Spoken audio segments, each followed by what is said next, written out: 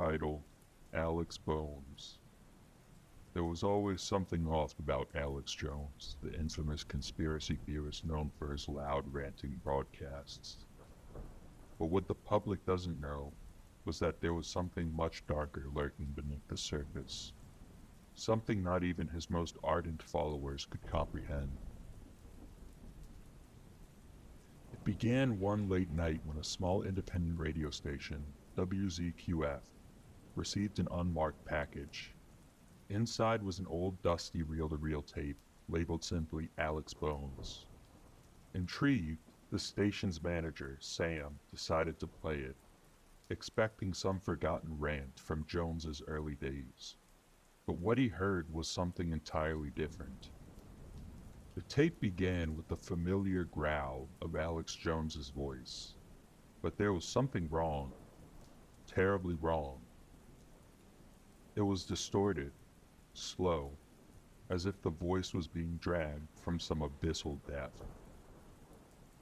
The words were jumbled, nonsensical, but the more Sam listened, the more he began to piece together a horrifying story. Jones talked about a man, a skeleton that haunted him in the dead of night. He referred to this figure as Alex Bones. It wasn't just a nightmare or a figment of his imagination. It was real, and it wanted something from him. Something only he could give. The voice on the tape trembled with fear. A fear that was palpable even through the warped audio. As the tape played on, the voice of Alex Jones became more desperate. He spoke of being followed by the skeleton, seeing it in mirrors, in his shadow, even in the eyes of the people around him. No matter where he went, Alex Bones was there, watching, waiting. Jones's voice broke as he admitted that he no longer knew where the skeleton ended and he began. They were becoming one, a grotesque amalgamation of flesh and bone, mind and madness. Then came the most chilling part of the recording. The voice on the tape whispered, "He's here now, right behind me."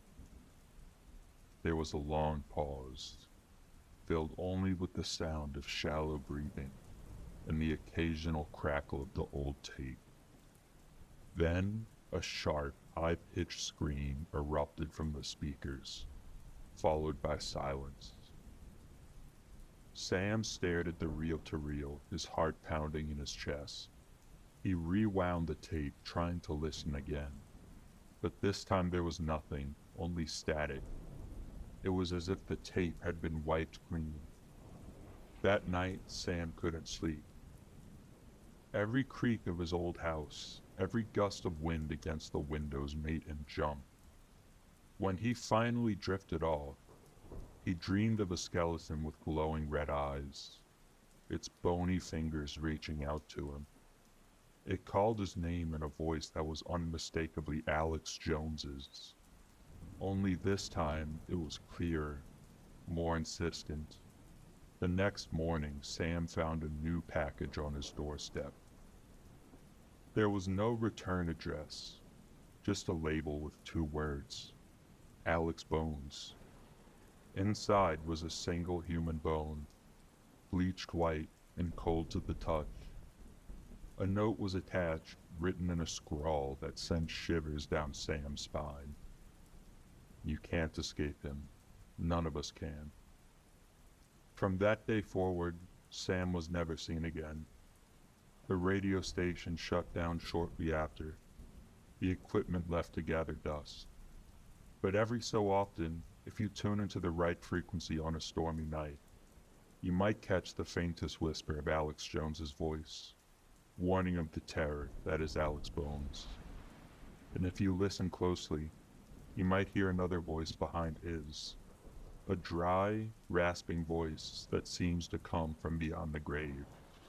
It's waiting, watching, just like the figure in the recording. If you're not careful, Alex Bones might come for you too, and once he does, there's no turning back. They say that if you hear his name whispered in the dark, it's already too late.